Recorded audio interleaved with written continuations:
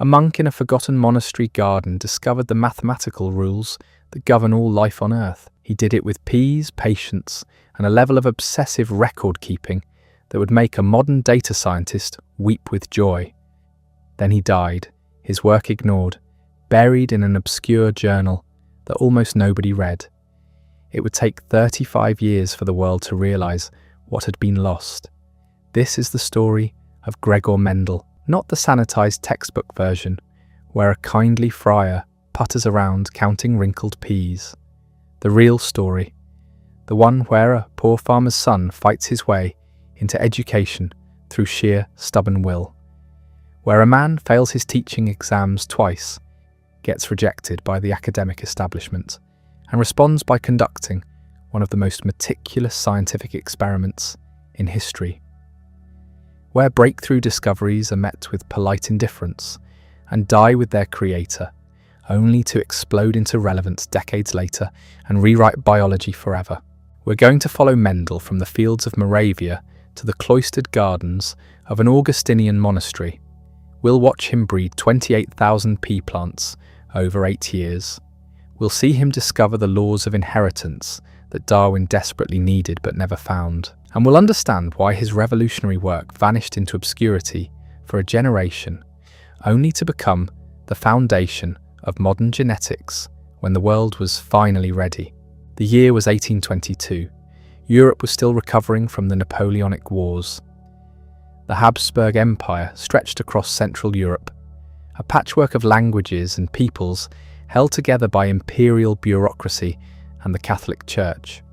In the Moravian countryside, in a village called Heinzendorf that you won't find on modern maps, a child was born who would change how we understand heredity, evolution, and life itself. His name wasn't Gregor. That would come later, when he took his vows. His birth name was Johann Mendel, and he was born into circumstances that should have guaranteed obscurity.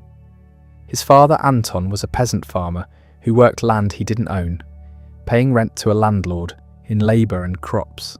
His mother Rosine came from a family of gardeners. They were poor, not destitute, but poor enough that every child's future was predetermined. Sons would farm, daughters would marry farmers. Education was a luxury for other people's children. The Mendel farm was small, just enough land to grow grain and keep some fruit trees. Anton was an experienced farmer who understood grafting, a technique for joining parts of different plants together to combine their best qualities. Young Johann watched his father work, learning that plants could be manipulated, improved, that their characteristics weren't fixed by divine decree, but could be shaped by human hands. This wasn't science yet. It was practical knowledge passed down through generations, but it planted something in the boy's mind. The village had a small school run by the local church. Most children attended sporadically when they weren't needed for farm work.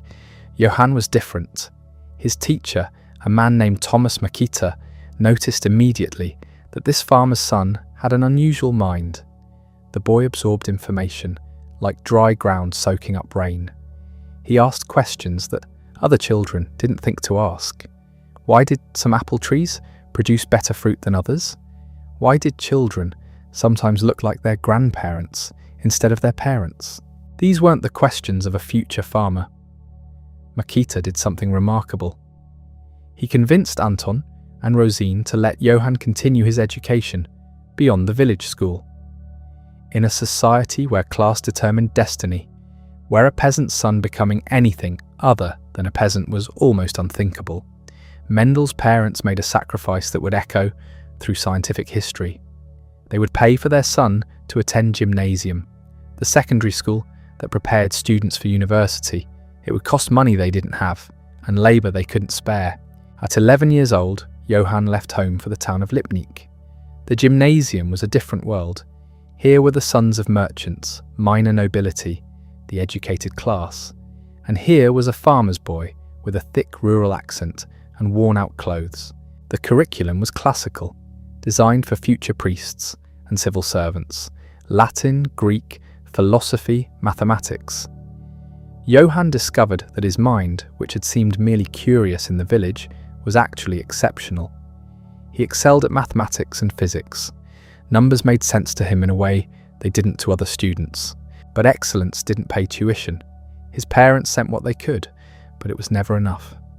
Johann survived on private tutoring, teaching younger students to earn money for food and lodging. He was constantly on the edge of financial collapse, one missed payment away from abandoning everything. The stress was crushing. At 16, his health broke. The official records describe it vaguely as nervous exhaustion. What's clear is that Johann couldn't continue. He returned home to recover, spending months doing farm work, watching his education slip away. His sister Theresia made the second sacrifice. She was supposed to receive a dowry, money set aside for her marriage.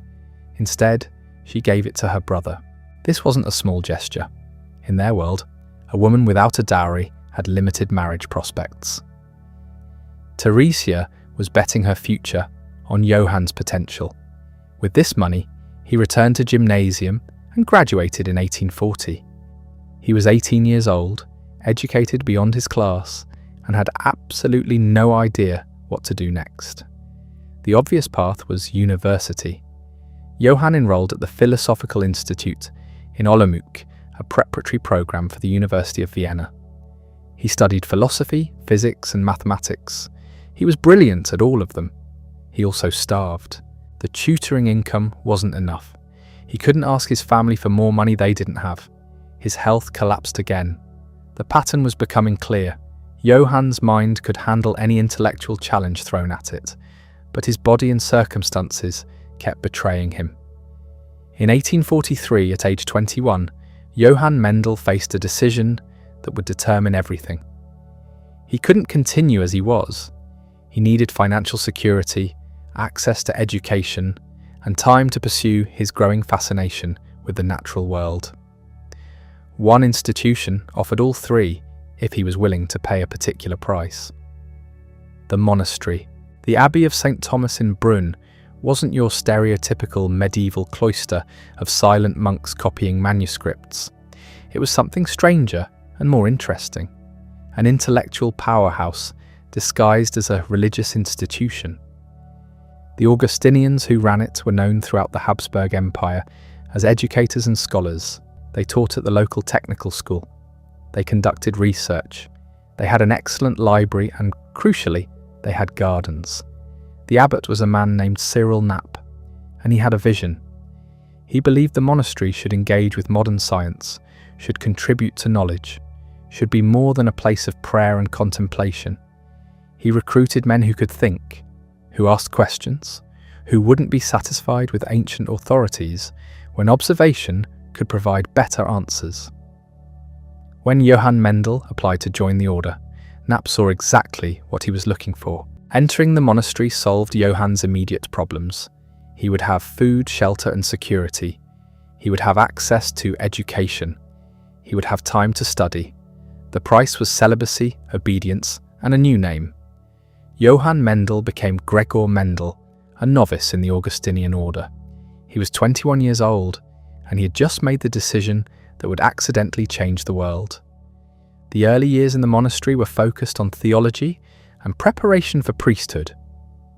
Mendel was ordained in 1847, but Abbot Knapp had other plans for his intellectually gifted new priest. The monastery ran a secondary school and they needed teachers.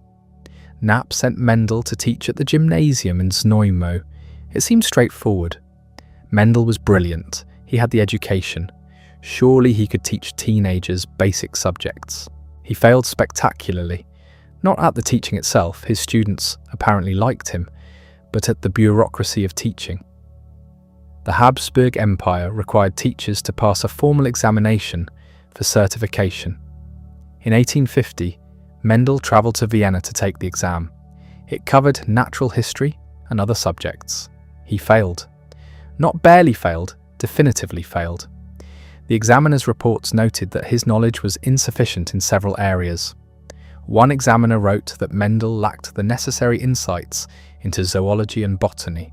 This is where the story gets interesting, because Mendel's response to failure wasn't to give up or accept a lesser position. He asked Abbot Napp to send him to university to properly learn the subjects he'd failed, and Napp remarkably agreed. In 1851, at age 29, Mendel arrived in Vienna as a university student. He would spend 2 years there, and they would transform him. The University of Vienna in the 1850s was one of the great centres of scientific education in Europe. Mendel studied physics under Christian Doppler, the man who discovered the Doppler effect. He studied mathematics and statistics. He studied botany under Franz Unger, a professor who taught evolutionary ideas years before Darwin published. Unger believed in the transmutation of species, that organisms changed over time. He discussed heredity and variation. These weren't just lectures Mendel attended, they were the intellectual foundation for everything that would come later. Mendel absorbed it all. The mathematical training taught him to think in terms of ratios and probabilities. The physics training taught him experimental method. The botany training gave him the subject matter. But more importantly, Vienna taught him how to ask scientific questions. Not, why do children resemble their parents, which is vague and philosophical, but in what precise mathematical ratios are parental characteristics transmitted to offspring, which can be tested. He returned to Brünn in 1853, once again tried the teaching exam, and once again failed. The examiners noted that he became too anxious during the practical examination and couldn't complete the tasks properly. So Mendel would never be a certified teacher.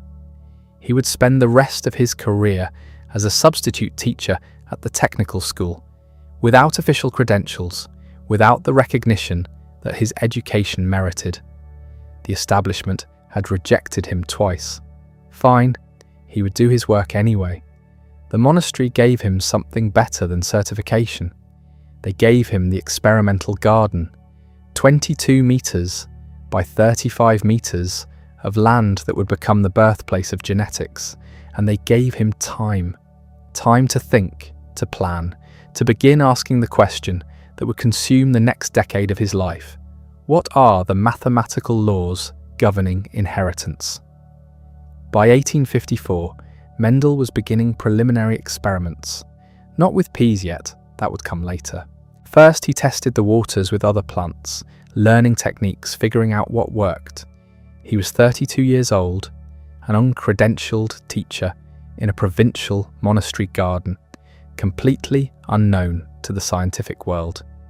And he was about to begin one of the most important experiments in the history of biology.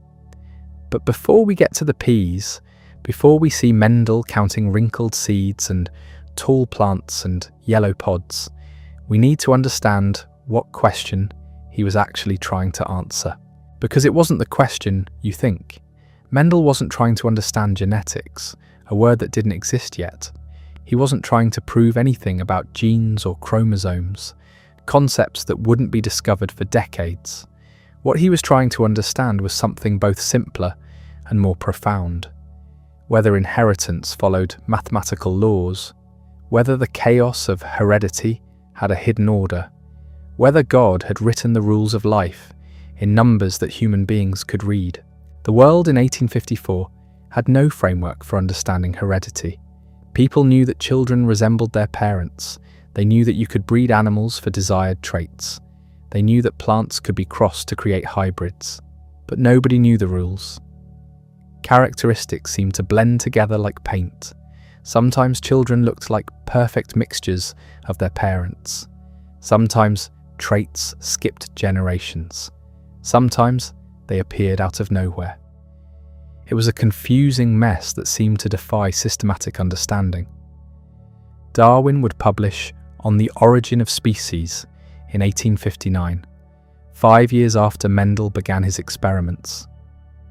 Darwin's theory of evolution by natural selection was revolutionary, brilliant, and incomplete. It explained how species changed over time through the preservation of favourable variations. But Darwin couldn't explain where those variations came from or how they were transmitted. He proposed a theory called pangenesis, where every part of the body contributed particles to the reproductive cells. It was completely wrong. Darwin needed Mendel's work, but he would never see it. Mendel needed a test subject, something that would grow quickly, produce lots of offspring, and have traits that were distinct enough to count and categorize without ambiguity. He needed a plant that was easy to crossbreed but wouldn't accidentally pollinate itself. And he needed something cheap enough that a monastery could afford to grow thousands of them. The garden pea was perfect. Pisum sativum had been cultivated for thousands of years. It was common, reliable, and came in varieties with clearly different characteristics. Some were tall, some short. Some had yellow seeds, some green. Some had smooth seeds, some wrinkled. The flowers were structured in a way that made controlled breeding possible. The pea plant normally self-pollinates, its flowers fertilizing themselves before they even open. But Mendel could prevent this. He could carefully open the immature flowers, remove the male parts before they matured, and then manually apply pollen from whatever plant he chose. He could control exactly which plants bred with which. He could track parentage with absolute certainty. Between 1854 and 1856, Mendel spent 2 years just preparing. He obtained 34 varieties of pea plants from seedsmen. He planted them, observed them, took meticulous notes on their characteristics. He was looking for traits that bred true, characteristics that appeared consistently, generation after generation, when plants self-pollinated. He needed to identify pure lines before he could start crossing them. Most researchers would have rushed this part. Mendel didn't. He tested each variety for 2 full growing seasons, making sure they were stable, making sure he understood exactly what he was working with. Only after this preparation, only after he had identified 7 traits that appeared in distinct either-or forms and bred true and pure lines, did he begin the actual experiment. In 1856, Mendel started crossing his carefully selected varieties. Tall plants with short plants, yellow seeds with green seeds, smooth seeds with wrinkled. He was 34 years old, and he was beginning a project that would consume 8 years of his life and involve examining more than 28,000 pea plants. Let that number sink in. 28,000 plants, each one grown, observed, categorized, counted, each one a data point in an experiment whose purpose wouldn't be clear for years. This wasn't casual observation. This was systematic, industrial-scale science being conducted in a monastery garden by a man who was supposed to be teaching physics to high school students. The first crosses produced what Mendel called the first filial generation, or F1. And immediately, something strange appeared. When he crossed pure breeding tall plants with pure breeding short plants, all the offspring were tall, every single one. There was no blending, no medium height, no mixture. The shortness had simply vanished. The same thing happened with the other traits.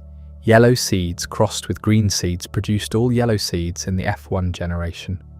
Smooth crossed with wrinkled produced all smooth. One characteristic dominated completely, the other disappeared. This contradicted the blending theory that everyone assumed was true. If inheritance was like mixing paint, crossing tall and short should produce medium. But it didn't. One trait dominated, the other vanished.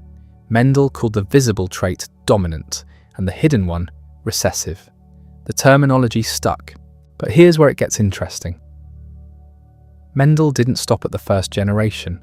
He let those F1 plants self-pollinate and produce a second generation, the F2, and when he counted the F2 offspring, the missing traits reappeared. The short plants came back. The green seeds returned. The wrinkled seeds showed up again. They hadn't been destroyed or blended away. They'd been hidden, carried invisibly through one generation, waiting to reappear. And they didn't reappear randomly. They reappeared in a ratio, 3:1. For every 3 plants showing the dominant trait, 1 showed the recessive trait. 3 tall to 1 short. 3 yellow to 1 green. 3 smooth to 1 wrinkled.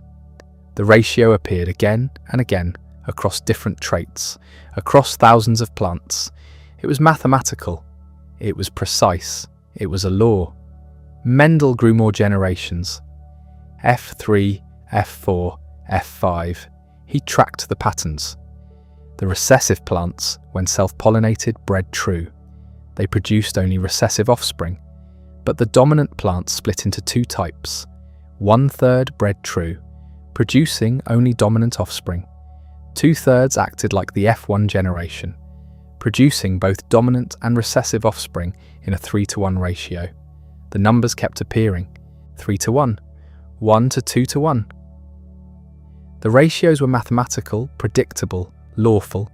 Something was being transmitted from parents to offspring in discrete units, not blending but remaining distinct, sometimes visible and sometimes hidden, but always following rules that could be expressed in numbers. What Mendel had discovered, though he didn't have the vocabulary to describe it precisely, was that inheritance involves paired factors. Each parent contributes one factor for each trait. Sometimes both factors are the same, sometimes they're different.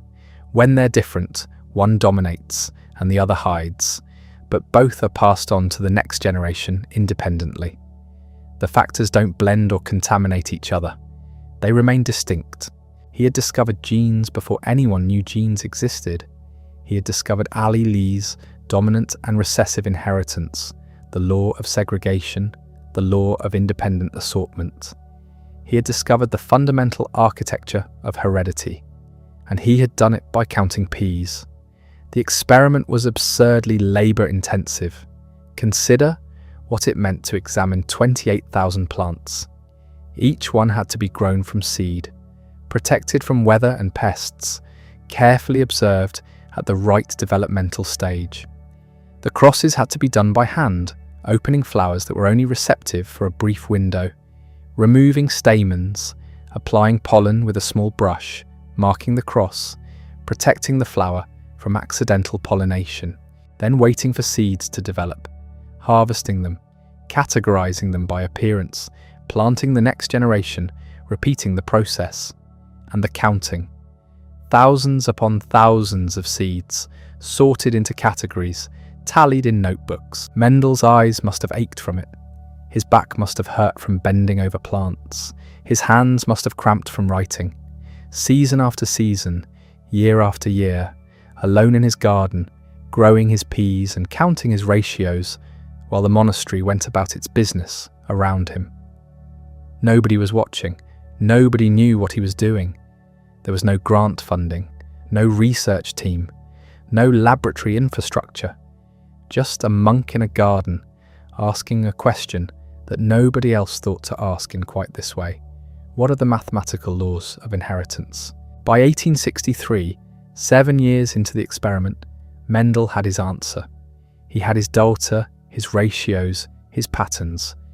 He had discovered that inheritance follows mathematical laws as precise as anything in physics. He had uncovered the rules governing how traits pass from one generation to the next. He had solved a problem that had baffled naturalists for centuries, and now he had to tell someone. On February 8th and March 8th, 1865, Mendel stood before the Natural Science Society of Brunn and delivered 2 lectures describing his experiments. The society met in the monastery's meeting hall. About 40 people attended, local naturalists, doctors, teachers, educated amateurs interested in science. They were the scientific community of Brunn, such as it was. Mendel spoke for 2 evenings, presenting 8 years of work, 28,000 plants, the ratios, the patterns, the mathematical laws he had discovered. He explained his methods, his results, his interpretation. He suggested that inheritance involved discrete factors contributed by each parent, factors that remained distinct and followed predictable patterns of combination. He proposed that these patterns could be expressed as mathematical laws. The reaction was silence, not hostile silence, not angry rejection, just polite, puzzled silence. The audience listened respectfully, applauded politely, and understood nothing. Nobody asked questions. Nobody challenged his conclusions. Nobody got excited about the implications. They simply didn't grasp what he was telling them. Inheritance as mathematics, traits controlled by invisible factors that followed ratios. It was too strange, too abstract, too far removed from the natural history tradition they knew. They were used to descriptive biology, cataloguing species, observing animal behavior, collecting specimens. Mendel was talking about something else entirely. He was talking about nature as a system governed by laws that could be expressed as equations. It was a physicist's approach to biology, and they didn't know what to do with it. One man, Carl Wilhelm von Nageli, a prominent botanist in Munich, would later correspond with Mendel. Mendel sent him reprints of the published paper. Nageli wrote back, polite but skeptical. He suggested that Mendel's results might be specific to peas and wouldn't generalize to other species. He suggested Mendel try hawkweed, a plant Nageli himself studied. Mendel tried. He spent years attempting to replicate his pea experiments with hawkweed. It didn't work. Hawkweed, as it turns out, reproduces through a process called apomixis, where seeds develop without fertilization. It was the worst possible choice for inheritance studies, and Nageli's suggestion sent Mendel down a dead end that wasted years of effort. Whether Nageli knew this is unclear. Whether he was deliberately sabotaging a rival or just ignorant doesn't matter. The result was the same. Mendel's follow-up work failed, and the failure made his pea results seem less impressive, more like a fluke. The paper itself was published in 1866 in the Proceedings of the Natural Science Society of Brünn. It was titled Experiments on Plant Hybridization, and it's one of the most important scientific papers ever written. The journal wasn't obscure. It was distributed to libraries and scientific societies across Europe. The paper was available. It sat on library shelves in Vienna, in Berlin, in London. Darwin had a copy in his library, though there's no evidence he read it. If he'd understood what Mendel had discovered, the history of biology might have been different. But nobody read it. Or rather, people read it and didn't understand what they were reading. It was cited occasionally in papers about plant hybridization, treated as just another study of crosses between varieties, interesting but not revolutionary. The mathematical ratios were noted and dismissed as probably specific to peas. The theoretical framework Mendel proposed about discrete hereditary factors was ignored completely. Mendel sent reprints to prominent scientists. He sent one to Nageli. He sent others to botanists across Europe. Nothing. No response that recognized what he'd done. No excitement, no controversy, no debate. Just silence. By 1868, Mendel's life was changing in ways that would end his scientific work forever. The abbot of the monastery, Cyril Knapp, the man who had supported Mendel's education and given him time and space to conduct his research, died. The monks elected a new abbot. They elected Mendel. He was 46 years old, and his life as a researcher was essentially over. Being abbot of an Augustinian monastery in the Austrian Empire wasn't a purely spiritual role. It was administrative, political, financial. Mendel was suddenly responsible for managing the monastery's estates, its finances, its relationships with local and imperial authorities. He was good at it. He was organized, fair-minded, and capable. But it left no time for pea plants. The timing was cruel, just as his most important work was being published, just as he should have been following up. Building on his discoveries, spreading his ideas, he was pulled into administration. And then, in 1874, the Austrian government passed a law requiring monasteries to pay taxes on their properties. Mendel considered this unjust and refused to comply. The resulting legal battle consumed the last decade of his life, turning him into an opponent of the state, a defender of monastic independence, a man fighting tax collectors instead of exploring the mysteries of heredity. He became isolated, bitter, increasingly focused on the political struggle, and less on science. The monastery gardens continued, but Mendel wasn't conducting experiments anymore. He was writing letters to imperial bureaucrats, arguing legal points, defending his institution's rights. His health declined. He developed kidney problems, gained weight, suffered from chronic pain. The man who had once spent whole days in the garden counting peas now spent his days at a desk, managing accounts and fighting with tax authorities. On January 6, 1884, Gregor Mendel died of kidney inflammation. He was 61 years old. His funeral was well attended by local dignitaries, fellow monks, and townspeople who respected him as a fair and principled abbot.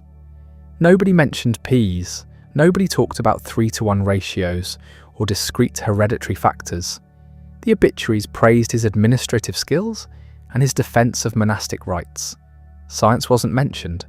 The monastery papers, including Mendel's notebooks, were burned after his death. Standard practice when an abbot died. Nobody thought to save them. Nobody realised they might be important. The experimental garden was converted to other uses. The pea plants that had revealed the laws of inheritance were ploughed under.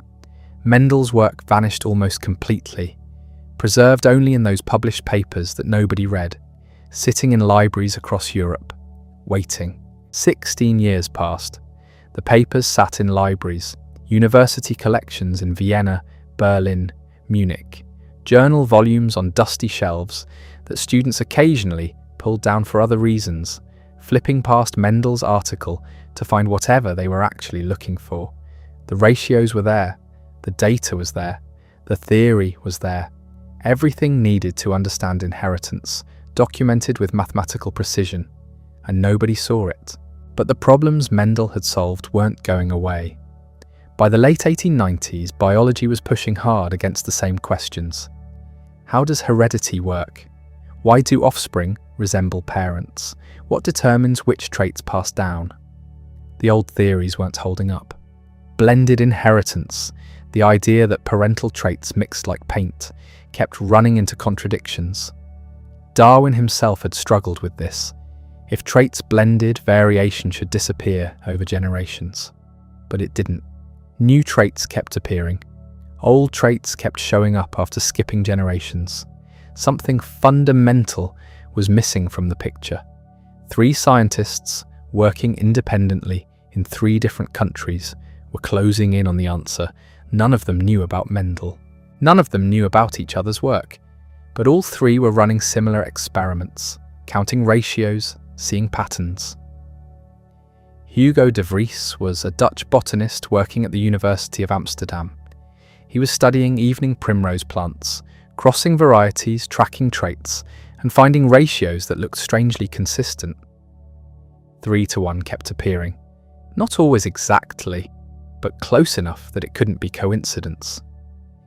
Karl Correns was a German botanist working on peas and maize. Different plants from different places, but the same ratios. When he crossed pure breeding varieties, the first generation looked uniform. When he crossed that generation with itself, the traits segregated, 3-to-1. The numbers were insistent. Erich von Tschermak was an Austrian botanist, also working on peas, also seeing the same patterns. 3 scientists, 3 countries, 3 sets of experiments, all pointing toward the same conclusion. Heredity involved discrete units that didn't blend. Traits could hide for a generation and reappear.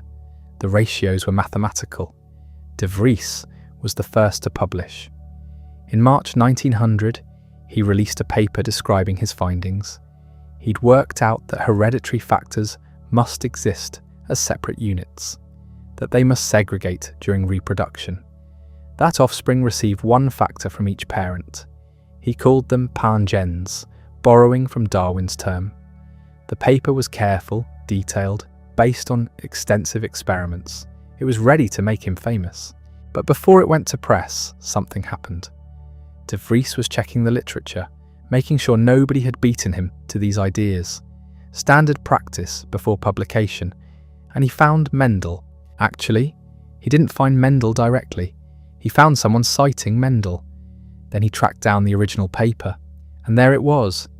Everything he'd just discovered, published 34 years earlier. The ratios, the theory, the discrete factors, the 3-to-1 pattern. All of it, documented by an Augustinian monk in Brno who died 16 years ago. De Vries faced a choice.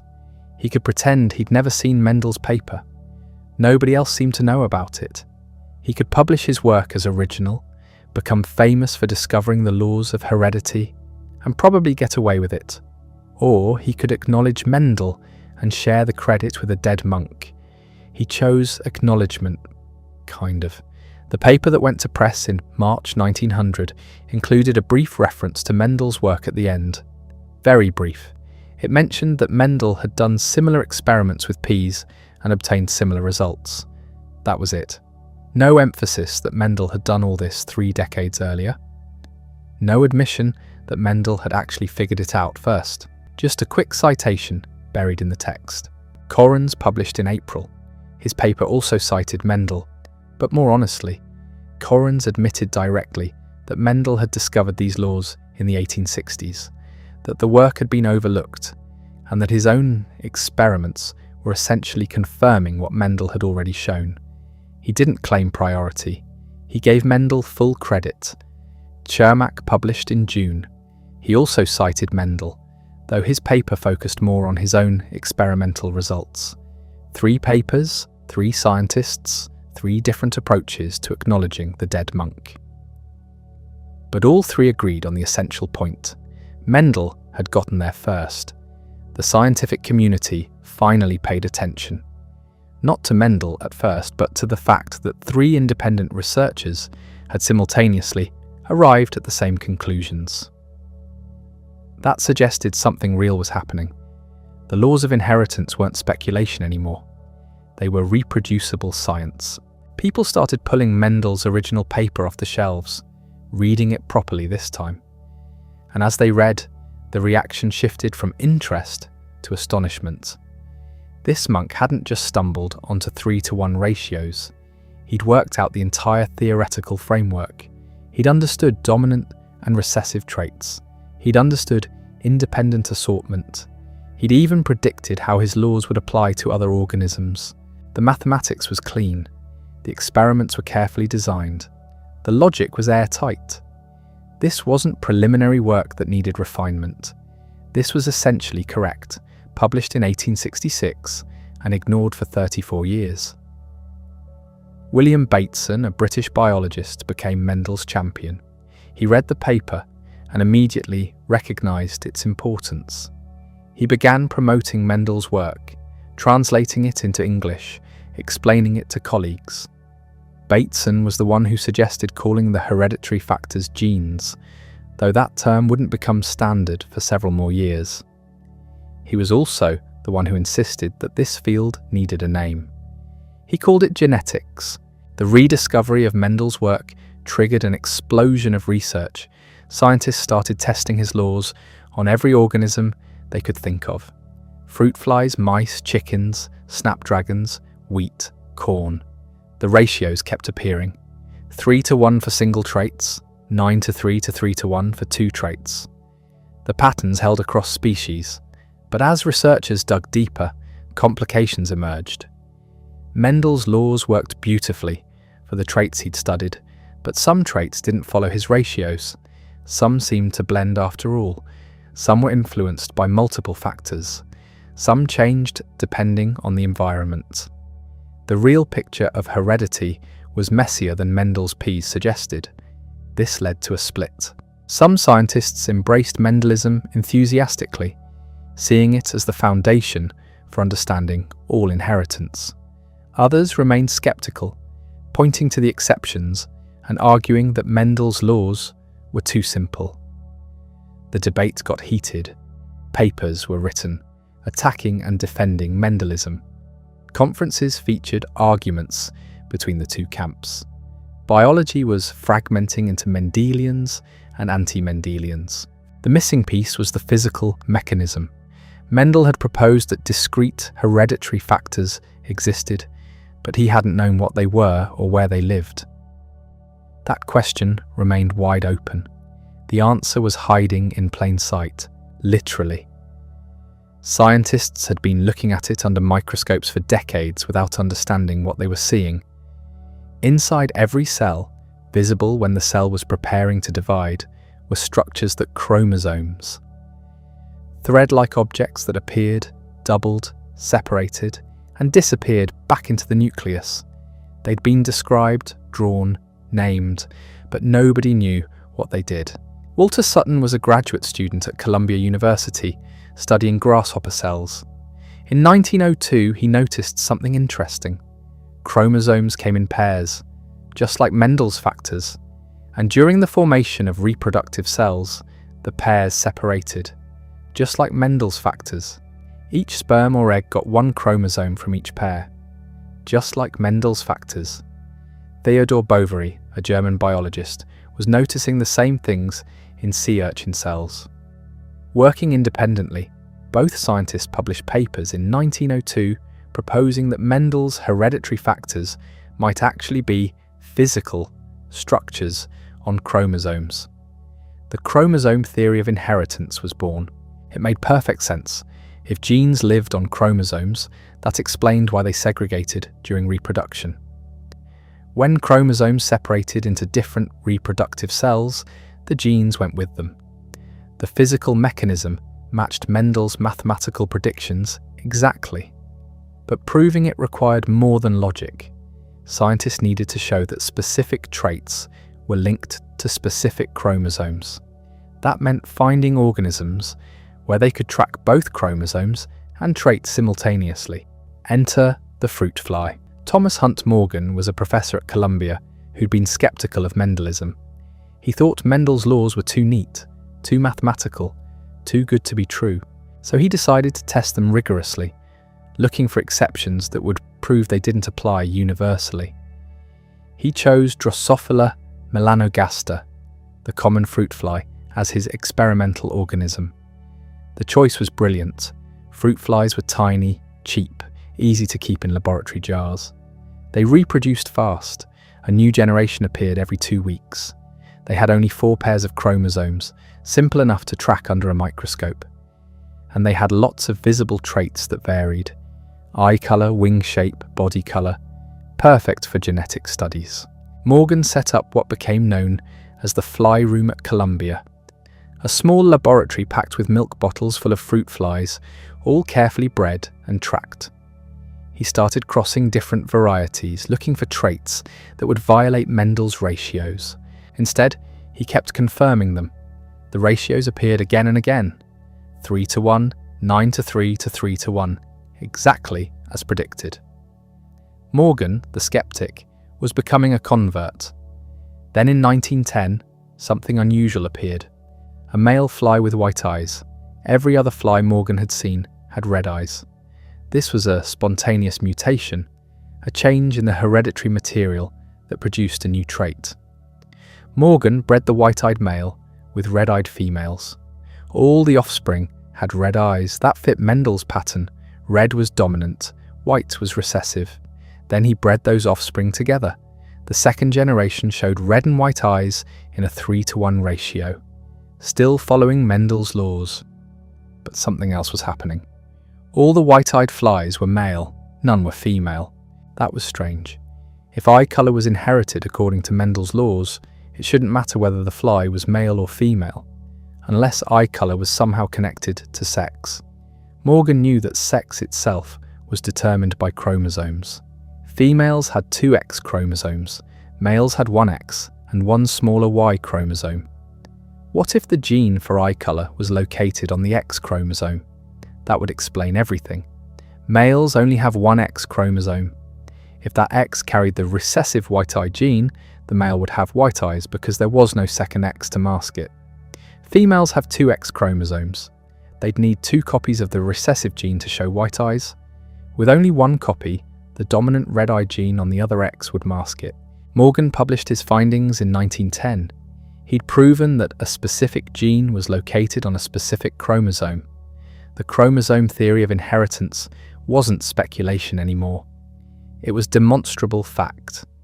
The Fly Room became one of the most productive laboratories in the history of biology.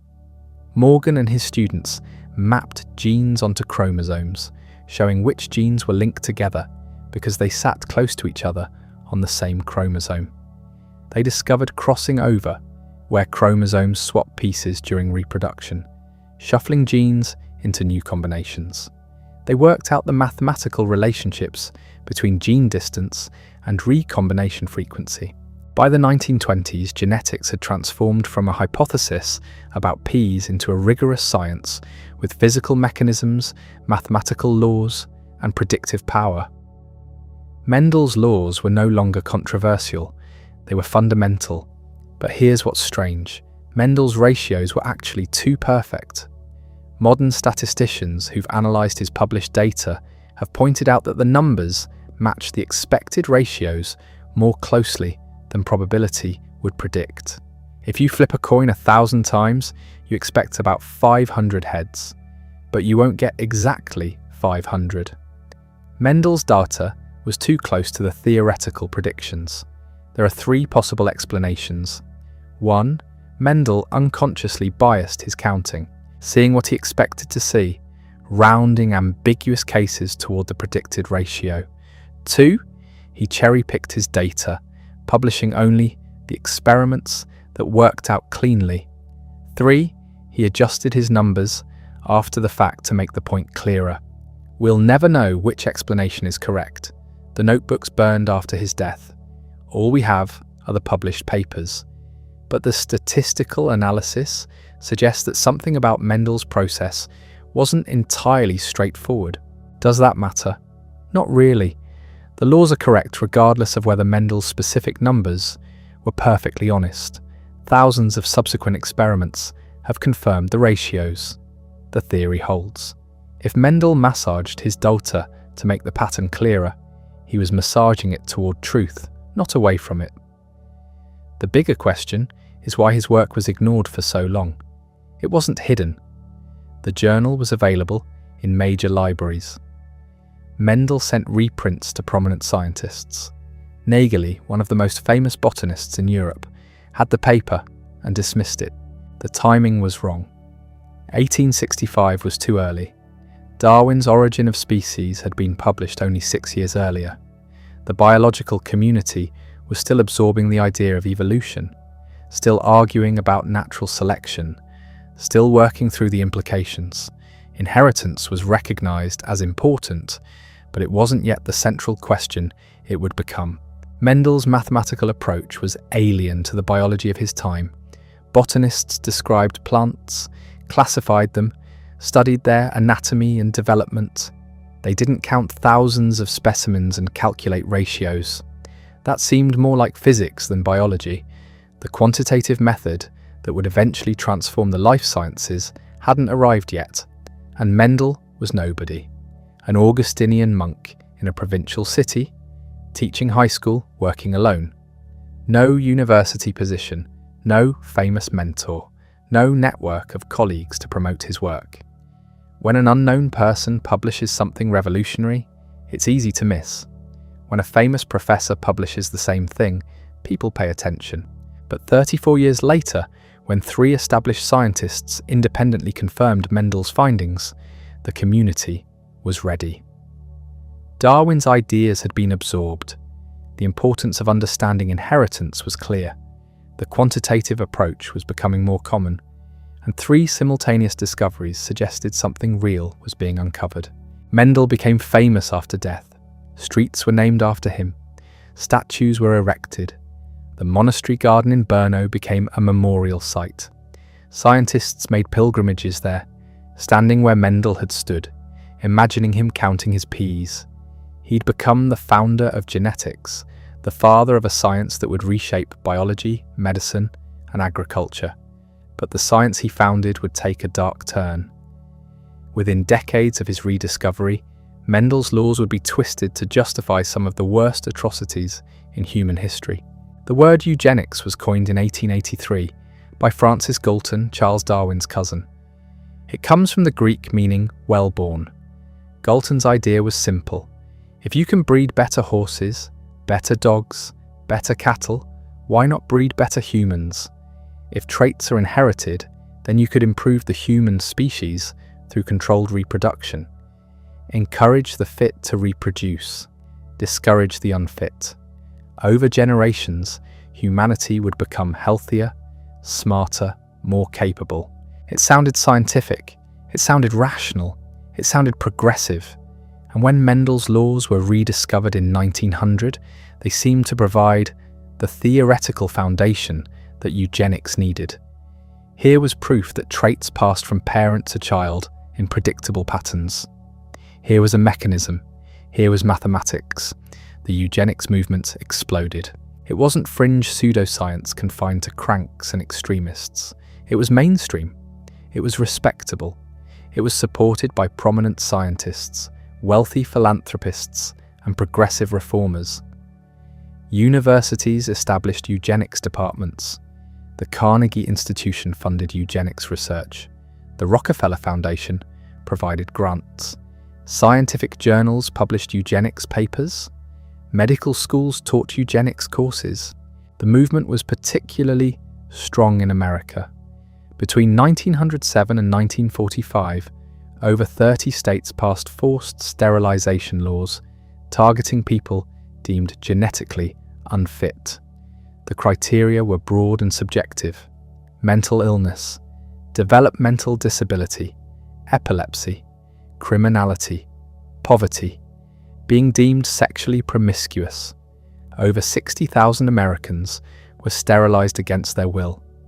The Supreme Court upheld these laws. In Buck v. Bell, 1927, Justice Oliver Wendell Holmes wrote the majority opinion. 3 generations of imbeciles are enough. That sentence became one of the most infamous in American legal history. It has never been overturned. But America wasn't alone. Sweden sterilized 60,000 people. Canada sterilized thousands. Switzerland, Denmark, Norway, Finland all had programs. These weren't authoritarian regimes. These were democracies. Liberal democracies with educated populations and strong scientific communities. The eugenics movement had convinced them that forced sterilization was progressive social policy. Then came Nazi Germany. The Nazis didn't invent eugenics, they imported it. German eugenicists had been studying American programs since the 1920s. They admired the legal framework. They copied the methods. When the Nazis took power in 1933, one of their first acts was passing the law for the prevention of offspring with hereditary diseases. Within 4 years, they'd sterilized 400,000 people. That was just the beginning. Sterilization led to euthanasia. Euthanasia led to genocide. The logic was consistent. If certain lives are genetically inferior, if they're burdens on society, if they dilute the national stock, then why allow them to exist at all? The gas chambers of Auschwitz were the final expression of ideas that began in university lecture halls. After World War II, after the full horror of the Holocaust became visible, the eugenics movement collapsed. The word itself became toxic. Departments were renamed, programs were quietly disbanded. Scientists who championed eugenics suddenly discovered they'd been misunderstood. But the damage was done. Hundreds of thousands of people had been forcibly sterilized, millions had been murdered, and genetics, the science Mendel founded, had been conscripted into justifying it all. The tragedy is that the eugenics movement was based on bad science. The advocates claimed that traits like intelligence, criminality, and morality were controlled by single genes following simple Mendelian patterns. They weren't. Human behavior is fantastically complex. It emerges from thousands of genes interacting with each other and with the environment. There is no gene for criminality. There is no gene for poverty. The traits that eugenicists wanted to eliminate weren't even genetic in the way they imagined. They also misunderstood how inheritance works in populations. Even if you could identify and sterilize everyone carrying a recessive gene for a disease, the gene wouldn't disappear. It's hidden in heterozygous carriers who show no symptoms. You'd have to sterilize a massive portion of the population to make any difference, and new mutations would keep introducing the gene anyway. The mathematics they claimed to be following actually showed their program couldn't work. But the bigger problem was moral, not scientific. Even if eugenics had been based on perfect genetic knowledge, even if the science had been flawless, the fundamental premise was monstrous. Human beings are not livestock. Reproductive rights are not the state's to control. No government should have the power to decide who gets to have children. The eugenics movement wasn't wrong because the science was bad. It was wrong because the values were evil. Genetics recovered. Slowly, scientists who'd promoted eugenics rarely faced consequences. Some kept their positions, some kept publishing. The field moved forward by changing focus. Instead of trying to improve the human race through breeding, geneticists turned to understanding disease. Instead of preventing the unfit from reproducing, they worked on treating genetic disorders. The language changed. The ethics changed. The goal became helping individuals, not engineering populations. And the science accelerated. By mid-century, researchers knew that DNA was the genetic material. By 1953, Watson and Crick had determined its structure. By the end of the century, the entire human genome had been sequenced. We now know the location of every gene. We can read the genetic code. We can edit it. That last point is crucial. We can edit it. The technology is called CRISPR. It's precise, cheap, and relatively easy to use. You can delete genes, insert genes, modify genes in bacteria, in plants, in animals, in humans. The applications are extraordinary. Treating genetic diseases by fixing the broken genes that cause them, engineering crops that resist drought and pests, creating mosquitoes that can't transmit malaria. The potential for reducing human suffering is immense, but the potential for abuse is equally immense. Because if you can edit genes to cure disease, you can edit genes to enhance traits. You can make embryos with higher intelligence, greater strength, different appearances. You can design your children. Some scientists have already tried. In 2018, a Chinese researcher named He Jiankui announced that he'd created the first gene-edited babies, twin girls with modified CCR5 genes, supposedly making them resistant to HIV. The international scientific community was horrified. He had violated ethical guidelines. He'd rushed ahead without proper safety testing. He'd experimented on human embryos who couldn't consent. He was sentenced to 3 years in prison. But the technology exists, the knowledge exists, other researchers will be tempted, and at some point, in some country with looser regulations, someone will do it again. They'll edit human embryos, they'll select traits, they'll create designer babies. The question isn't whether it will happen. The question is how we respond when it does. This is where Mendel's garden leads. From pea plants with wrinkled seeds to human embryos with edited genomes. From a monk counting flowers to scientists rewriting the code of life. The distance seems vast. It's only 150 years. Mendel wanted to understand heredity. He wanted to know why children resemble their parents. He thought the answer would help breed better crops. He had no idea his work would enable us to modify the crops themselves at the molecular level. He had no idea it would give us the power to change our own species. That power terrifies some people and excites others. The optimists see a future where genetic diseases are eliminated, where children are born healthier, where human potential is unlocked. The pessimists see a future where inequality is coded into our DNA, where the rich edit their children to be superior, where humanity splits into genetic castes. Both futures are possible, neither is inevitable. What happens depends on the choices we make, the choices about which technologies to develop, which applications to allow, which lines not to cross. These are decisions that societies will have to make collectively through democratic processes, informed by science but guided by values. The eugenics movement failed at this. It let science override values. It let the desire for improvement override human dignity. It convinced itself that good intentions justified terrible means. The lesson is that scientific power must be constrained by ethical principles. Knowledge tells us what we can do. Wisdom tells us what we should do. They're not the same thing. Mendel worked in a garden. Modern geneticists work in laboratories with equipment that would seem like magic to him.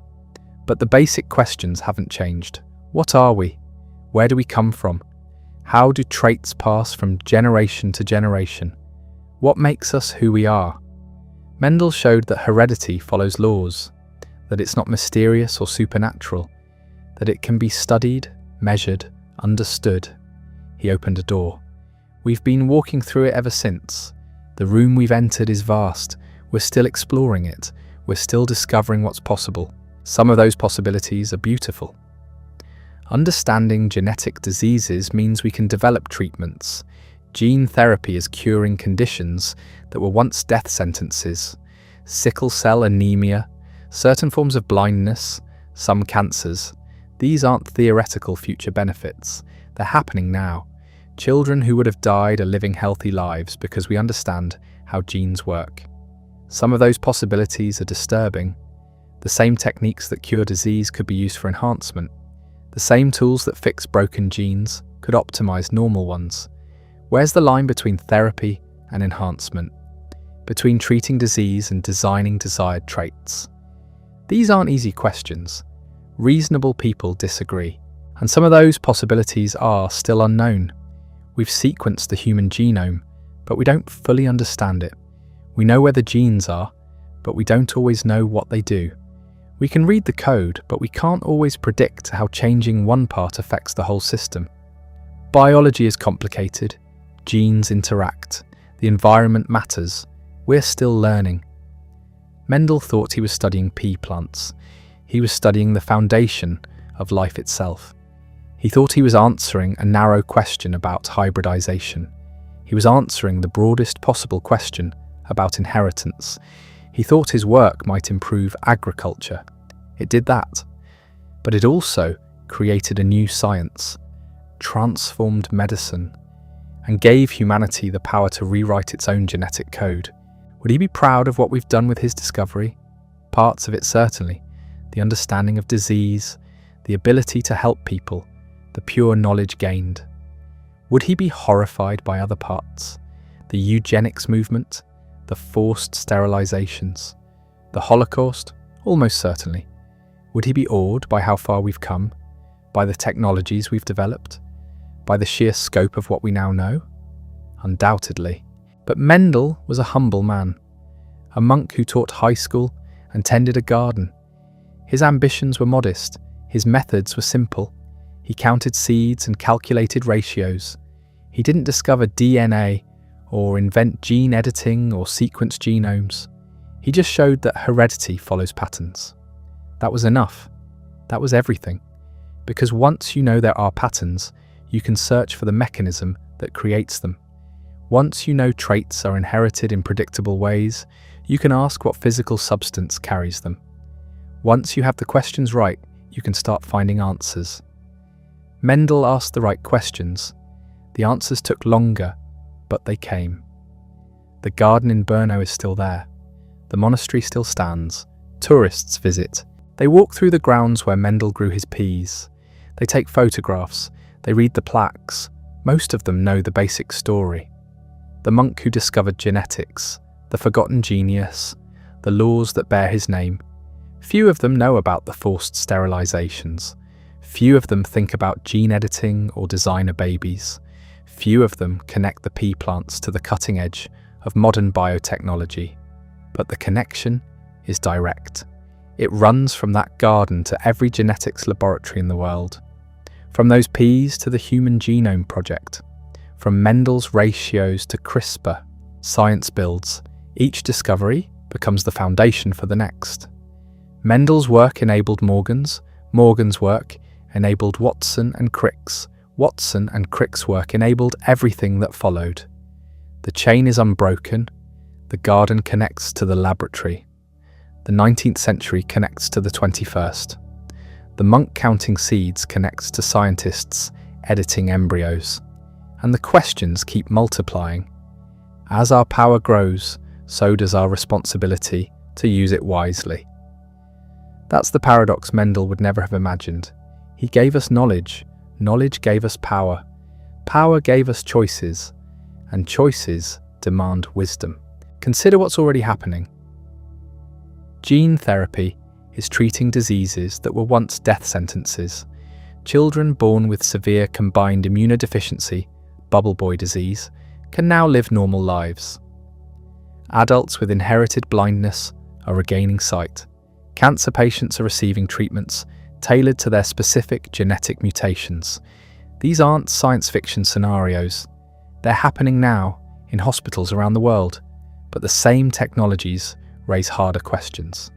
If we can cure disease, can we prevent it? If we can prevent it, can we enhance? If we can enhance, should we? And who decides?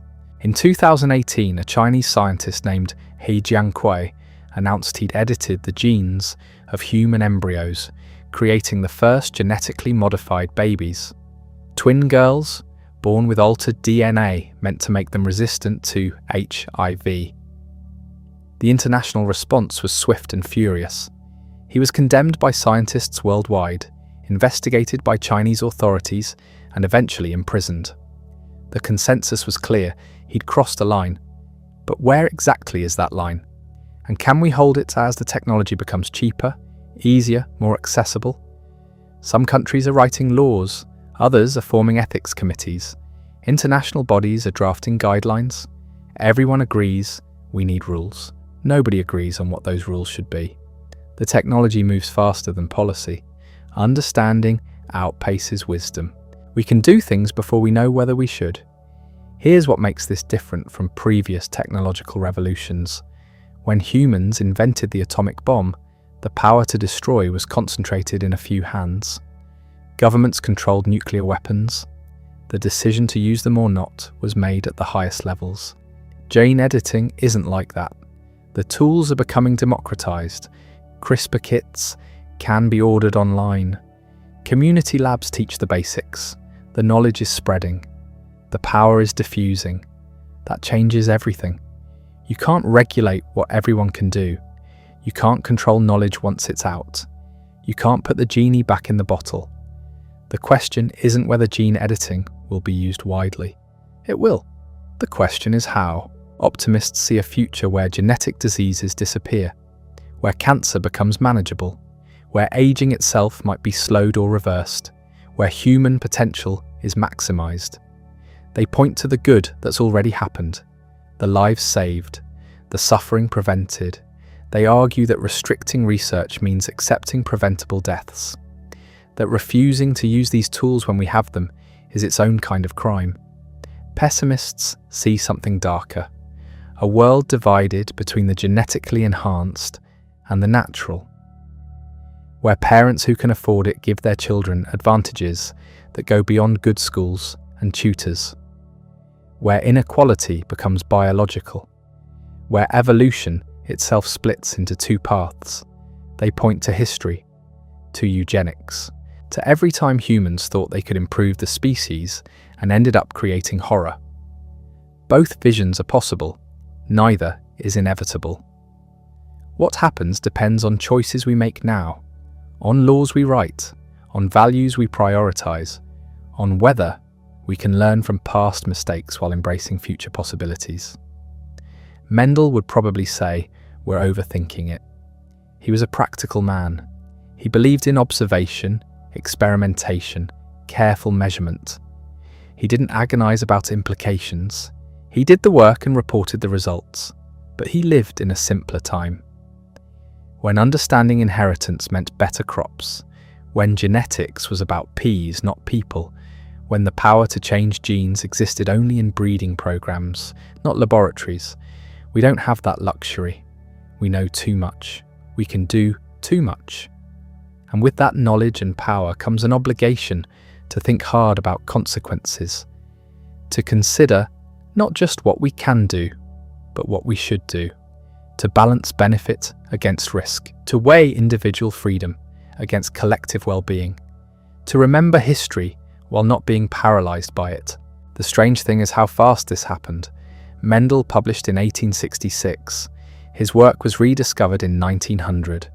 DNA structure was discovered in 1953. The human genome was sequenced in 2003. CRISPR was developed in 2012. The first gene-edited babies were born in 2018. That's 152 years from ignorance to genetic modification. In the span of human history, that's nothing. A blink. We went from not knowing heredity followed laws to editing human embryos in less than 2 centuries. Compare that to other technologies. Fire took hundreds of thousands of years to master. Agriculture took millennia to spread. Writing developed over thousands of years. Even the Industrial Revolution unfolded over generations. Genetics went from zero to everything in a century and a half. And it's accelerating. The pace of discovery keeps increasing. What took decades now takes years. What took years now takes months. That speed is exhilarating and terrifying. Exhilarating because progress means lives saved, suffering reduced, mysteries solved. Terrifying because we might not have time to think through implications before they become reality. Because mistakes at this scale could be catastrophic. Because once you change the human germline, once you alter DNA that gets passed to future generations, there's no undo button. Some scientists argue for a moratorium, a pause, a chance to catch our breath and think. Others say that's impossible, that science doesn't stop, that if we pause, others won't, that the only way forward is forward, that trying to halt progress has never worked and never will. They're probably right. Knowledge spreads, technology advances, the momentum is overwhelming, but that doesn't mean we're helpless. We can still choose how to use what we know. We can still set boundaries. We can still say some things shouldn't be done, even if they can be. The question is what those boundaries should be. And that's where Mendel's legacy becomes complicated. He gave us the foundation. He showed that heredity follows rules, that traits are controlled by factors we could understand and eventually manipulate. He opened the door. We walked through it. We kept walking. We're still walking, and we're approaching a threshold he never imagined. On one side of that threshold is the human species as it's always been, shaped by random mutation and natural selection, evolved over millions of years, imperfect, mortal, limited by biology. On the other side is something new, humans who can edit their own code, who can choose their children's traits, who can enhance themselves beyond natural limits, who can direct their own evolution. We're not there yet, but we're close enough that we need to decide whether crossing that threshold is wisdom or hubris, whether it's the next step in human progress or a mistake we can't undo, whether Mendel's discovery will ultimately help us or harm us. He can't answer those questions. He's been gone for almost 150 years. The world he lived in barely resembles ours. The monastery garden where he worked is a museum. The peas are long dead. The data he collected is preserved in archives. But the patterns he found are eternal. 3-to-1. Dominant and recessive. Independent assortment. Those ratios still hold. Those laws still apply. Whether we're talking about peas or people, that's what makes Mendel's work so powerful. He found something fundamental, something that doesn't change with technology or time. The mechanism of heredity, the way information passes from parent to offspring, the patterns that govern all life. He found it by being patient, by counting carefully, by thinking clearly, by not letting preconceptions cloud his observations. We could use more of that, more patience, more careful observation, more clear thinking, less jumping to conclusions, less letting what we want to be true distort what actually is true, less rushing ahead without considering consequences. Mendel worked for 8 years on his pea experiments, 8 years of planting and counting and calculating. He didn't publish prematurely. He didn't claim more than his data supported. He did the work, got it right, and presented it clearly. That's a model worth following, not just in genetics, but in how we approach the questions genetics raises. Do the work, get it right, think clearly, consider consequences, don't rush, don't claim certainty you don't have. Be honest about what you know and what you don't. Mendel was honest. He knew he'd found patterns. He didn't know what caused them. He didn't pretend to. He reported what he observed and let others figure out the mechanism. That humility is rare now. Everyone has opinions about gene editing, about designer babies, about human enhancement. Most people haven't spent 8 years studying anything. They haven't done the experiments. They haven't thought through the implications carefully. They just know what feels right, what aligns with their existing beliefs, what fits their ideology. Mendel didn't have ideology. He had data. He had p-plants. He had ratios that held across thousands of crosses. He had patterns that demanded explanation. That's what we need more of. Data instead of ideology. Observation instead of assumption. Careful thought instead of quick reaction. The questions facing us are too important for anything less. Because here's what's at stake: the future of humanity itself. Whether we remain one species or split into multiple versions, whether we're shaped by nature or by choice, whether evolution continues randomly or becomes directed, whether our children will be born or designed. These aren't small questions. They're not the kind you answer quickly or casually. They require the same careful attention Mendel gave to his P's, the same patience, the same rigor, the same honesty. We're not going to get it perfect. We're going to make mistakes. We probably already have, but we can try to make good mistakes instead of catastrophic ones. We can try to think before we act. We can try to learn from history while not being imprisoned by it. We can try to use Mendel's gift wisely instead of recklessly. That gift is understanding. Before Mendel, heredity was mystery. After Mendel, it was pattern. Pattern led to mechanism. Mechanism led to manipulation. And manipulation leads to a future we're still creating. We're still deciding what that future looks like. The choice is ours. The responsibility is ours. The consequences will be ours and our children's and their children's after them. Mendel gave us the beginning.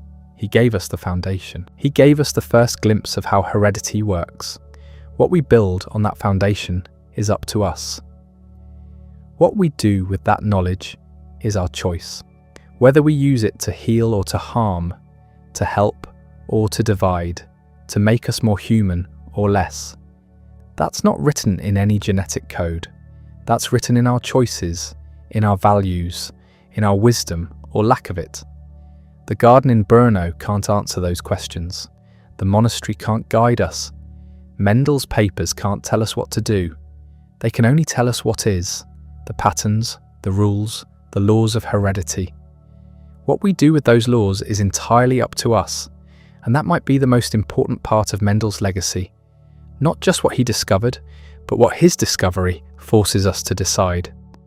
Not just the knowledge, but the responsibility that comes with it. Not just the power, but the question of how to use it. That question brings us back to where we started. A forgotten garden, a patient monk, and a discovery that sat ignored for 35 years while the world wasn't ready to hear it. But let's talk about what happened after the world finally listened. Because the story doesn't end with rediscovery. It doesn't end with 3 botanists realizing Mendel got there first. That's just where the real story begins. Within a year of Mendel's resurrection, scientists were racing to understand what heredity actually meant at the physical level. They had the patterns, the ratios, the rules, but what actually carried these factors from parent to offspring? What were these mysterious units that Mendel had described mathematically? The answer was hiding in plain sight, in every cell of every organism, coiled up tight, invisible to Mendel's microscope, but there all along. Chromosomes. The word means coloured bodies. They picked up dye easily, which made them visible, under microscopes. Scientists had known about them since the 1880s, but nobody understood what they did. They just sat there in the nucleus, duplicating when cells divided, interesting but apparently useless. Then someone noticed something odd. Chromosomes came in pairs, just like Mendel's factors. And when cells divided to make sperm or eggs, the chromosome pairs separated, just like Mendel's factors. And when sperm met egg, the chromosome pairs reformed. Just like Mendel's factors, the correlation was impossible to ignore. Walter Sutton and Theodore Boveri independently proposed the same idea in 1902 and 1903. Mendel's factors weren't abstract mathematical units, they were physical objects. They lived on chromosomes. They were carried from generation to generation in these tiny structures inside every cell. This was enormous. It meant heredity wasn't just pattern, it was chemistry, it was structure. It was something you could potentially see and touch and manipulate. But it raised a new question. If factors lived on chromosomes, and chromosomes were made of stuff, what stuff were they made of? Protein seemed like the obvious answer. Proteins were complicated. They did complicated things. They had 20 different building blocks that could be arranged in infinite combinations. Perfect for storing complex information, like heredity. DNA was the other option, but DNA seemed too simple. It only had 4 building blocks, 4 letters in the alphabet. How could 4 letters possibly encode all the information needed to build a human being, or a pea plant, or anything? Most scientists went with protein. It made sense. It fit expectations. It seemed logical. They were completely wrong. The proof came in 1952. Rosalind Franklin took an X-ray photograph of DNA photo 51. The image showed a cross shape, an X, the signature of a helix, a spiral staircase structure. James Watson and Francis Crick saw that photograph. They built models using wire and metal plates. They played with different configurations. They checked the chemistry. They consulted Chargaff's rules about which bases paired with which, and they figured it out. DNA was a double helix. 2 strands wrapped around each other, the bases paired in the middle like rungs on a twisted ladder. Adenine with thymine, guanine with cytosine. Always. Every time. No exceptions. This structure was perfect. Absolutely perfect. It explained everything. How genetic information was stored. How it was copied. How it was passed from parent to offspring. The 2 strands were complementary. If you knew one sequence, you automatically knew the other. Each strand could serve as a template to rebuild the whole molecule. Watson and Crick published their paper in April 1953.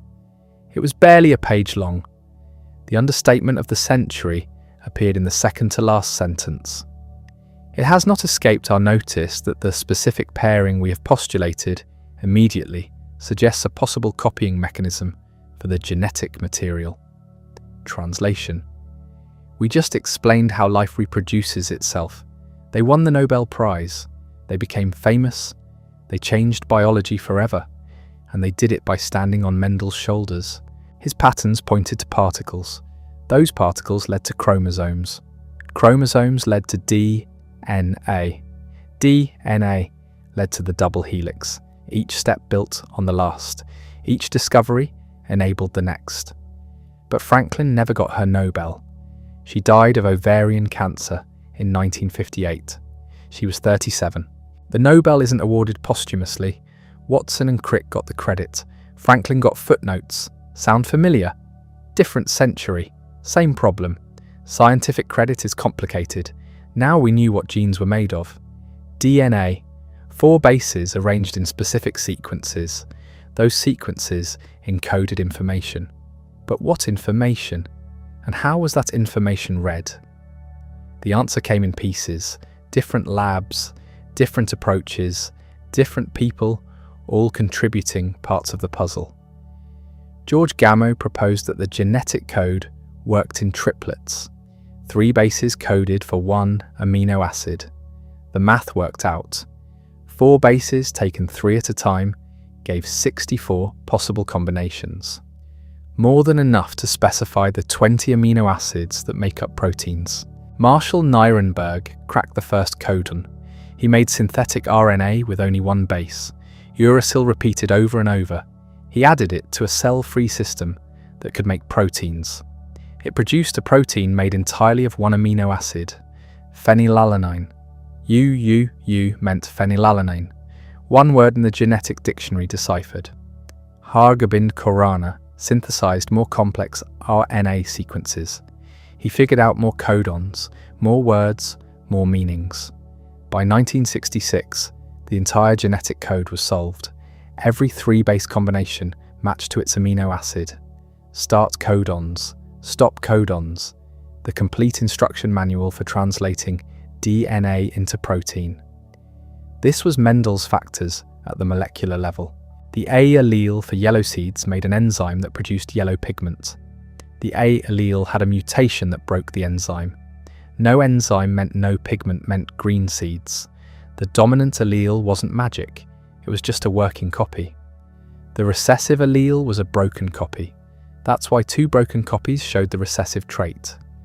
Everything Mendel observed in his garden had a molecular explanation. His mathematical patterns reflected chemical reality. His 3-to-1 ratios were the visible surface of invisible processes happening in every cell. But understanding how something works isn't the same as being able to control it. Reading the genetic code isn't the same as rewriting it. That next step took longer, much longer. The first genetically modified organism was created in 1973. Herbert Boyer and Stanley Cohen took a gene from one bacterium and inserted it into another. The receiving bacterium expressed the new gene, made the protein it coded for, followed instructions from foreign DNA as if they were its own. It worked. Genetic engineering was real, possible, practical. The implications were staggering. Within years, scientists were putting human genes into bacteria. The bacteria became tiny factories producing human insulin, human growth hormone, human clotting factors for haemophiliacs. Medicines that previously came from cadavers or animal sources could now be grown in vats, cheaper, safer, better. Then came crops, modified to resist pests, to tolerate herbicides, to produce more nutrients, to grow in harsh conditions. Golden rice with beta-carotene to prevent vitamin A deficiency. BT cotton that didn't need pesticides. Drought-resistant corn. The Green Revolution entered its genetic phase. Some people celebrated, others protested. The arguments haven't stopped. They've just gotten louder and more complicated.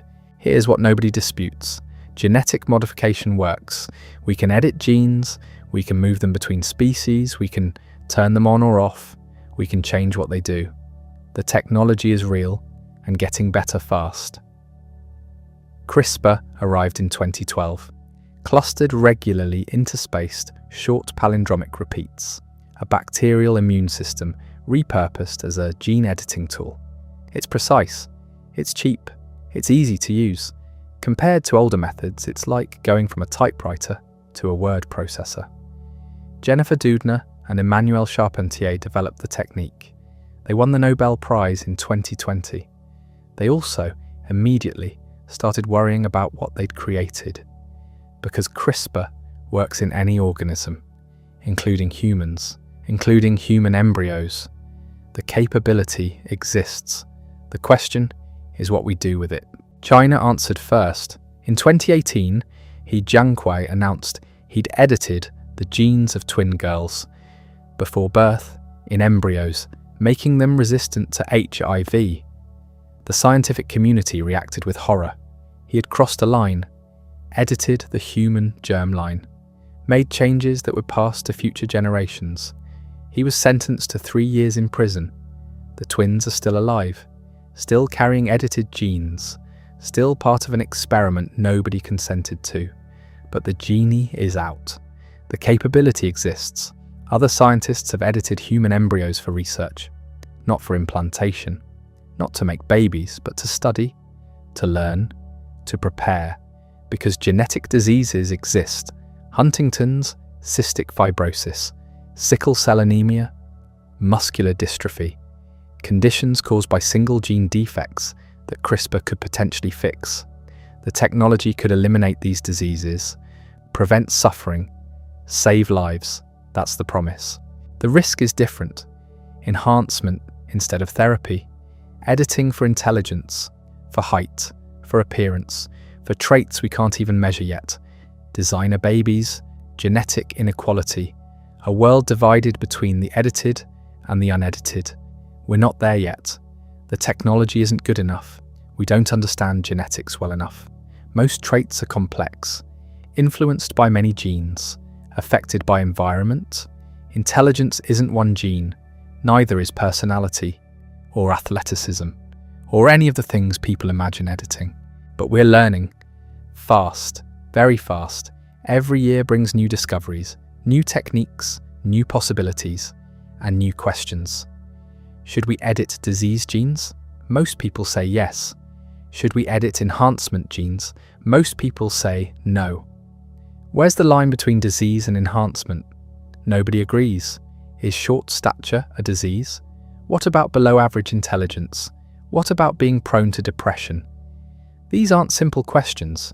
Different cultures will answer differently. Different countries will regulate differently. Some will ban germline editing entirely. Others will allow it with restrictions. Some will embrace it fully. We're not going to get a global consensus. We're going to get a patchwork of different approaches and hope we learn from each other's mistakes. Mendel couldn't have imagined any of this.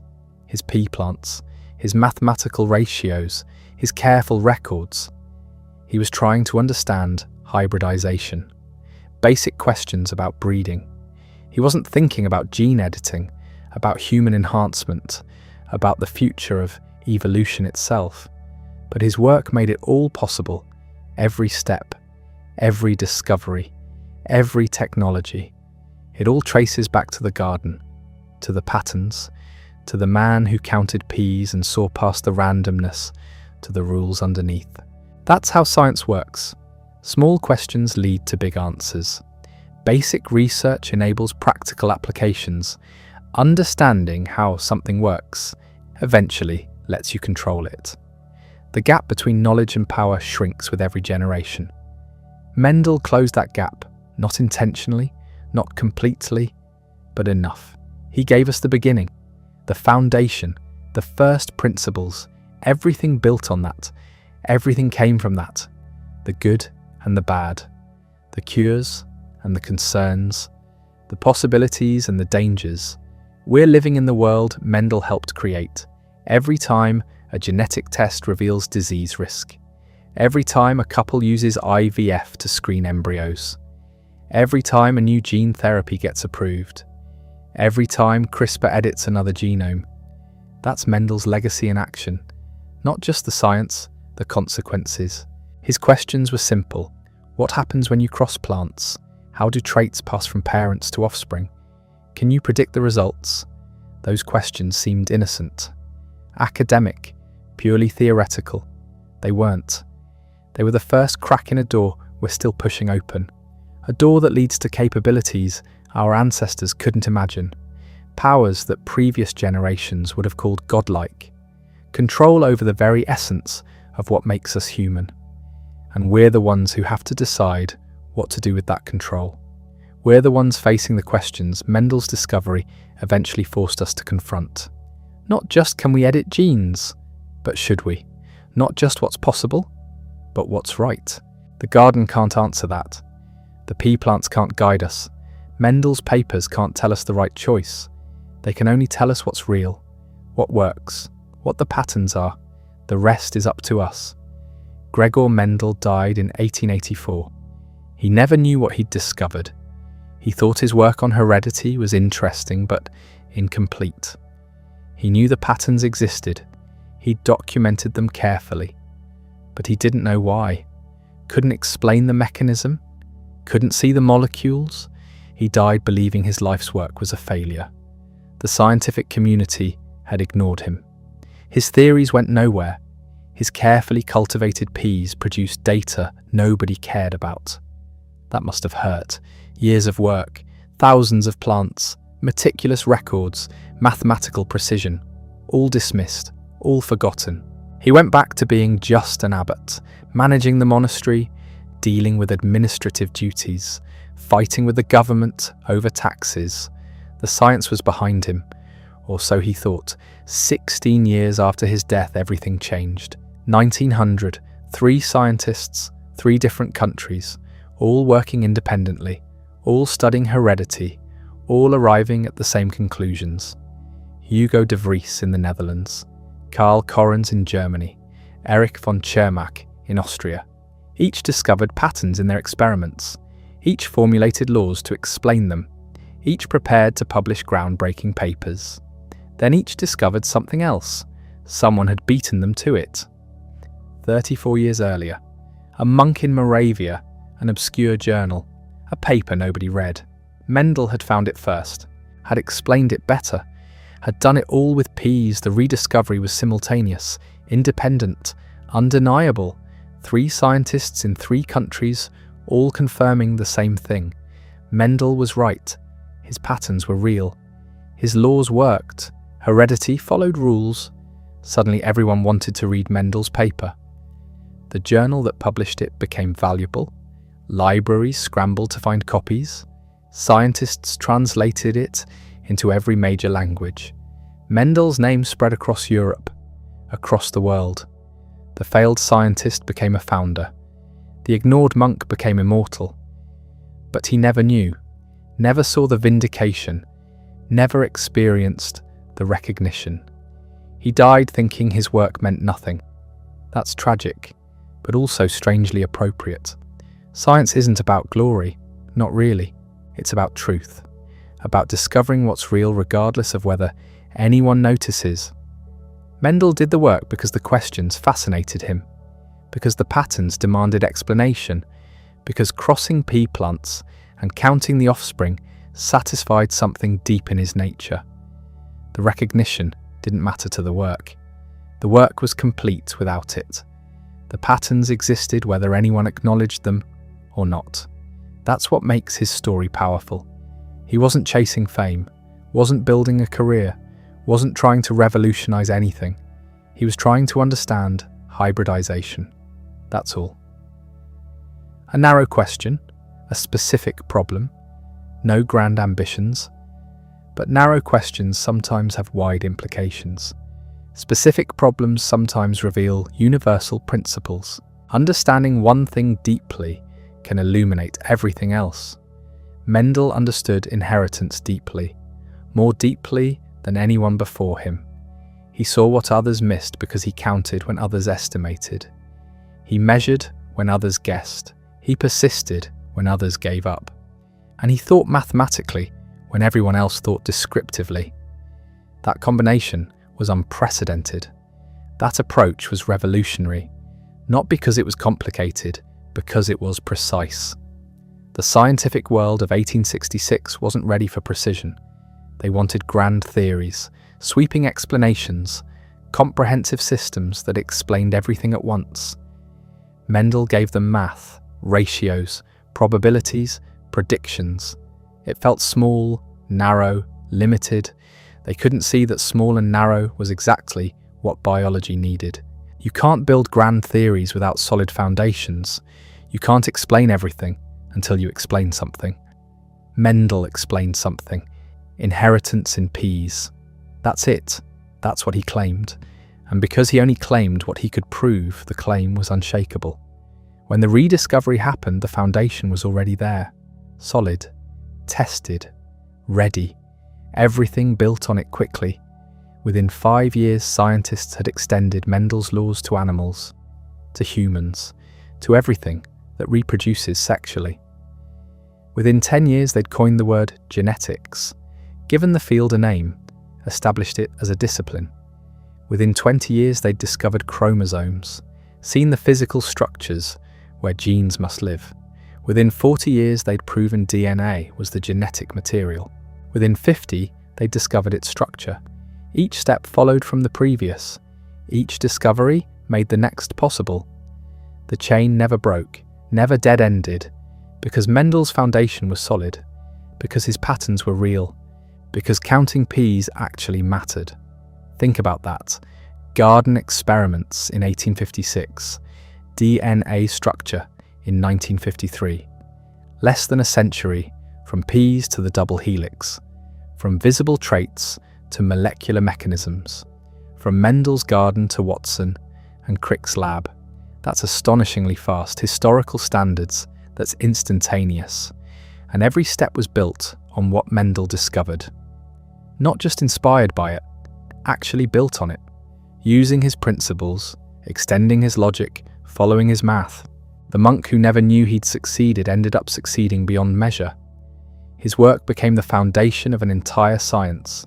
His name became synonymous with inheritance itself.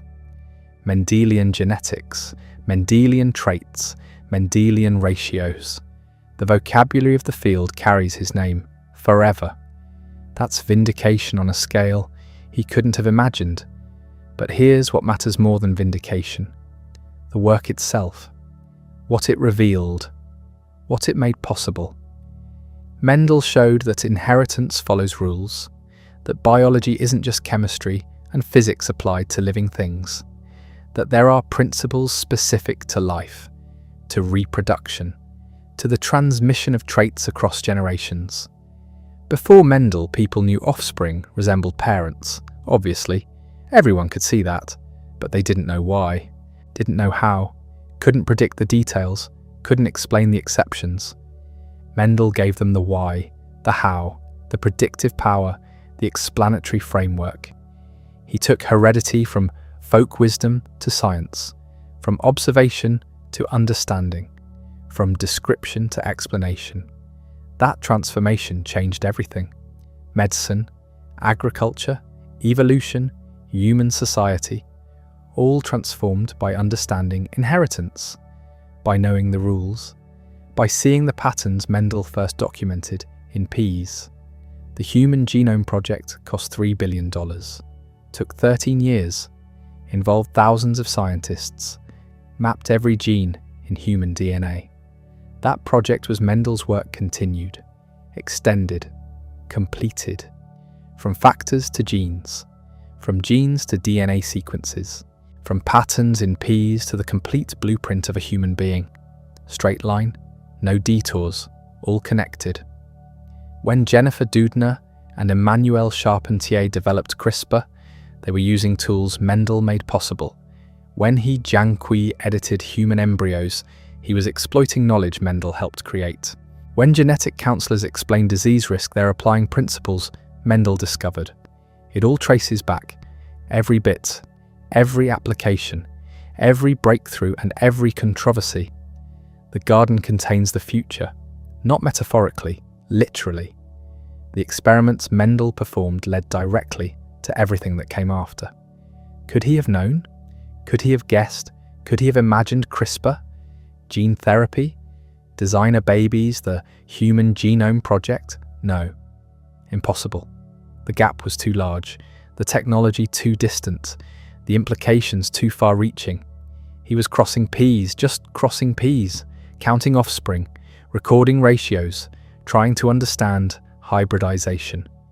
That's where revolutions begin. Small questions, careful observations, disciplined thinking, not grand visions, not ambitious plans, not attempts to change the world, attempts to understand one small corner of it, to see clearly, to think precisely, to count accurately. Do that well enough and the implications take care of themselves. Do that honestly enough and the truth emerges. Do that persistently enough and the patterns reveal themselves. Mendel did it well enough, honestly enough, persistently enough. The truth emerged, the patterns revealed themselves. And science was never the same. Neither was the world. We live in that changed world now. Every day, every medical decision, every agricultural choice, every ethical debate about genetic modification, we're living with the consequences of what Mendel started. Not caused, not intended, but started. His questions opened doors. His methods showed the way. His discoveries laid the groundwork. We walked through those doors. We followed that way. We built on that groundwork. What we've built is powerful and complicated and ethically challenging and full of both promise and peril.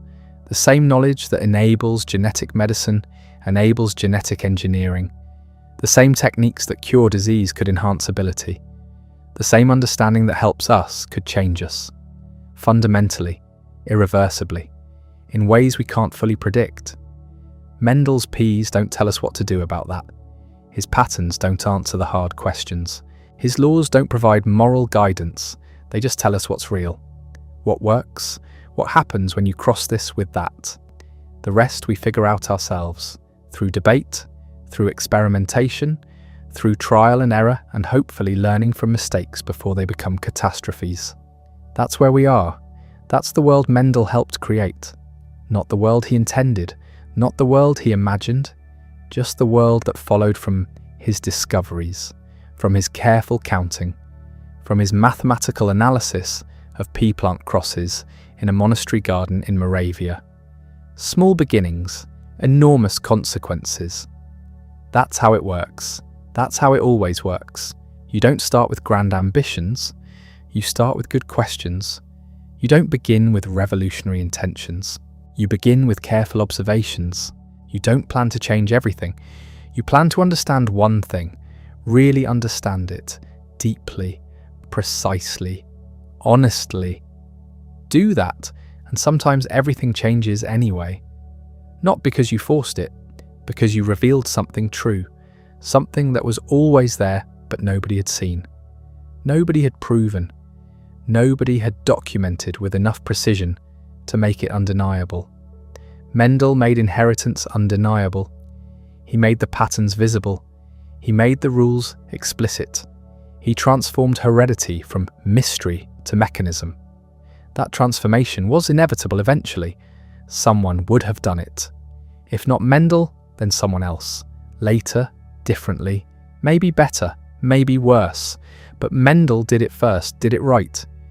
Did it in a way that lasted. His work didn't need correction, didn't need major revision, just extension, just elaboration, just the addition of molecular detail to the framework he'd already established. The framework was solid from the start. That's rare, that's extraordinary. That's why we remember him. Not just because he was first, because he was right. His laws still work, his ratios still predict, his principles still apply. A century and a half later, after the discovery of DNA, after the molecular revolution, after the genomic era, Mendel's laws still work. You can still cross pea plants, still count the offspring, still get the ratios he predicted, 3:1, 9:3 to 3:1, just like he said, just like the patterns demanded, just like the math predicted. The garden hasn't changed. The principles haven't changed. What changed is us. What we know, what we can do, what we must decide. The peas are still just peas. The patterns are still just patterns. The laws are still just laws. We're the ones carrying the weight. We're the ones facing the choices. We're the ones who have to figure out what to do with the knowledge Mendel helped us gain. That's the burden of understanding. Every discovery brings it. Every breakthrough creates it. Knowledge is power. Power is responsibility. Responsibility is burden. Mendel gave us knowledge. We inherited the burden. Whether we wanted it or not, whether we're ready or not, whether we know what to do with it or not, the garden can't help us now. The peas can't guide us. The monk can't advise us. He's been dead for over a century. His work lives on.